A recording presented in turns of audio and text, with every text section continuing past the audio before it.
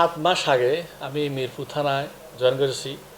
তো জয়েনের প্রথমে আমাকে নির্দেশনা দিয়ে প্রদান করে যে আমাদের মাননীয় পুলিশ সুপার জনাব জসিমউদ্দিন পিপিএম স্যার যে ওইখানে মাদক একদম জিরো টলারেন্স, এবং কি আমাদের DAG sir, range DAG sir, Khulna রেঞ্জের স্যারও বলছে যে মাদক নিয়ে একদম আমি দেখতে চাই মাদক একদম জিরো টলারেন্স থাকবে।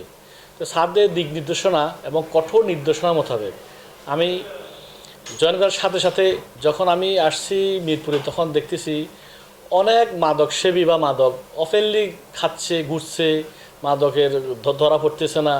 তখন আমি খুব হার্ডলি হলাম, খুব কঠিনভাবে আমি অ্যাকশানে যাচ্ছিলাম যে সবাইকে নির্দেশ দিলাম। আমি আবার অফিসারদের নিয়ে বসলাম, বসে যে কোনো মূল্যে মাদক নির্মূল করতে হবে।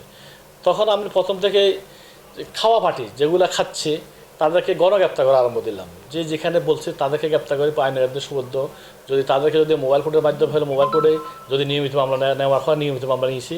আমি প্রায় 7 মাসে প্রায় 200-র উপরে মাদকসেবী মাদক ব্যবসায়ী আমি তদবির করতে আসছিল। আমি তদবিরকারীকেও আইনের আওতা নিয়ে এসেছি।